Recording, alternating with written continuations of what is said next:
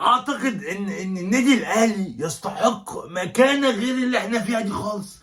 النادي الاهلي معاه كل حاجه حرفيا، معاك كل حاجه، بتعمل كل حاجه، بتجيب احسن لعيبه، بتجيب احسن مدربين، معاك جمهور مالي الاستاد، موافقه امنيه كده. عايز ايه؟ محدش عارف. خلي بالك برضو المدرب واللعيبه واداء اللعيبه وقرارات اللعيبه ده مهم جدا جدا جدا. والحكم وكولر ورموا عليه الازايز والدنيا غير طبيعيه في النادي الاهلي، وصدمه اهلاويه غير عاديه. كانوا حاطين البطوله في جيبهم. هنتكلم في فيديو ما تروحش في اي حته من فضلك عشان عندنا كلام مهم جدا جدا جدا. انا اول مره اوعى تنسى تشترك في القناه وتفعل زر الجرس، هزعل منك. انا اول مره اشوف حكم بهذا الشكل. ضربة جزاء مليار في المية ما اتحسبتش. الحكم حاسب 7 دقايق وقت بدل ضايع، لعب للدقيقة 99 ونص، داخلين في اكسترا تايم يا باشا. ايه ده؟ الحكم كان ايه مع الاهلي اللي هو اللي خرج؟ يعني لولا الحكم كان الاهلي كده خسران 2 وانت بتلعب وقت بدل ضايع. من وقت بدل ضايع ليه؟ مفيش حاجه حصلت اصلا. اعتقد ان الاهلي يفتقد الشراسه الهجوميه. يعني الهلال السوداني 1-0 رايح 1-0 جاي، الهلال السوداني انت تكسبه 3-4-5، ولكن كولر بيلعب بطريقه لعب هي نجحت مباراة الذهاب، بس عمرها ما هتنجح مباراة العودة، لأن مباراة العودة خادعة، لأن الجون بجونين، لأن لو دخل فيه الجون خلصت، لأن أنت بتدافع من بدري قوي، لأن الشوط الثاني أنت قراراتك كلها غلط، لأن تغييراتك كلها غلط، لأن كولر فرط وأهمل في حسين شحات، في بن شرقي، في قفشه. معايا لعيبه زي دي على الدكه، ومعلش يعني بلعب ب5 ورا وانا بلعب على ارضي وخايف يجي فيها جون. ده انت جايب جون في الدقيقه 25، ده انت هي فتحت، ده انت تكسب 3-4. صن داونز السنه دي مش زي صن داونز كل مره. اعتقد ان كولر مسؤول عن ما حدث، كولر مسؤوليه كامله عن ما حدث، ولكن المشجع الاهلاوي اللي حدف كولر بازايز الميه يا فاجر. ده راجل فرحك كتير، نسيت له كل حاجه كده على طول. هوا مالكوش عزيز، العزيز مالكوش حد عزيز خالص عندكم. ايه ده؟ ايه الناس دي؟ ايه الناس اللي انا شايفها بعيني دي؟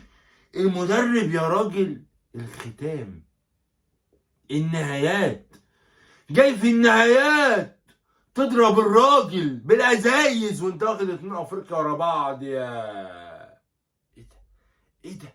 اعتقد ان طريقه لعب الاهلي خسرته النهارده. بيلعب 5 كتير قوي. وانا قلت حاجه وموجود كلامي، قلت نتيجه مباراه الذهاب خادعه. مباريات دوري ابطال افريقيا او مباريات خروج المغلوب هي ذهاب وعوده. لازم تقدر تخرج بنتيجة إيجابية خارج أرضك. إيه هي النتيجة الإيجابية خارج أرضك؟ فوز أو 1-1. خلصت. مفيش حاجة اسمها نتيجة إيجابية خارج أرضي 0-0. الإعلام وهم الناس إن المباراة سهلة. أعتقد إن في أوروبا مفيش الهدف بهدفين، ف1-1 زي 3-3 زي 4-4، هي كلها تعادل في تعادل. ولكن عندنا في قارة افريقيا الفاشلة الجون لسه بجونين. اقول لك على حاجة، لو الاهلي لعب ماتش الذهاب في القاهرة وخلص 0-0 الاهلي يصعد هناك. ايه رأيك؟ الاهلي هيقدر يسجل هناك، ولكن كولر معرفش يستغل حالة صن داونز هناك، فده عاقبه هنا. وانا عايز اعرف حاجه، كل اللعيبه اللي في الاهلي دي مش عارفين يكسبوا صن داونز؟ ده انت بن شرقي واسامه ابو علي وجراديشار وامام ومعرفش مين ومين. ايه ده؟ كل دي لعيبه. والاهلي خرج من افريقيا وخرج من الكاس عشان عليه عقوبه، وحتى الان هو ليس متصدر في الدوري، ولازم يتخصم منه، لازم يتخصم منه 3 نقط. احنا عايزين نشوف موسم اسود على الاهلي.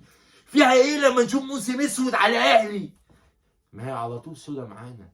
ايه المشكله؟ اتضايقت قوي قوي قوي قوي قوي من المشهد اللي قدامي ده. بيحدفوا على الراجل ازايز ميه. عيب. الراجل فرحك يا راجل، يا راجل، يا راجل فرحك. عجبني قوي هدوء لعيبه صن داونز، بتلعب بهدوء واتظلموا في الماتش، ولكن عرفوا يخرجوا بنتيجه ايجابيه. واعتقد ان حاله صن داونز هناك السيئه ان هم قدروا يخرجوا بنتيجة 0-0 ده في صالحهم، في صالحهم. عجبني الجمهور اللي ما كانش بيتكلم. هو الجمهور ما كانش بيتكلم ليه؟ الجمهور ما كانش بيتكلم ليه؟ فين الجمهور؟ ده انا حاسس ان في 500 واحد في مدرج، 50-60 الف واحد في مدرج. فين الناس؟ الناس فين؟ محدش شاف الجمهور فين؟ الجمهور ده كله ما فيه السماعات ولا قايل لهم محدش يتكلم ولا ايه ولا ايه ولا ايه ولا ايه ولا ايه ولا اي حاجه. اعتقد ان كولر معرفش يطمع في صن داونز في جنوب افريقيا، لان كولر بالنسبه له لو ما خدش 5 يبقى كده نجح.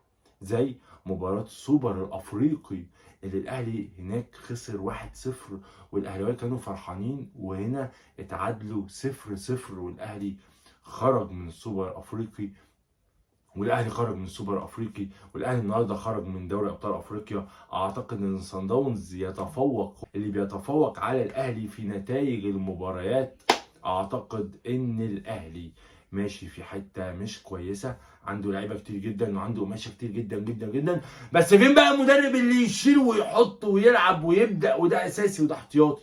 لازم يكون عندك ده اساسي وده احتياطي. بن شرقي مش لاعب احتياطي، ولكن كولر هو اللي خايف من اداء بن شرقي الدفاعي.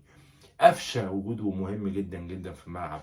الاهلي كان بيلعب ب2 بس في نص الملعب، مروان عطيه واحمد رضا. على الله حكايته، ما ينفعش العب احمد رضا بس قدام صن داونز، بينقلوا كوره خطيره جدا جدا. كنت ممكن العب مثلا مروان عطيه وامام عاشور واكرم توفيق مثلا، واشيل واحد من الدفاع. اعتقد ان الاهلي يستحق الخساره بمساعده الحكم. الاهلي تنفس شويه، ولكن لو حكم تاني كان الاهلي خسر النهارده بقراراته الغريبه. هذا كل ما لدي. فيديو لايك مهم جدا، واشترك في القناه وفعل زر الجرس واعمل كل حلوياتك ولايكاتك وكومنتاتك، واشوفكم فيديوهات جديده على القناه. سلام.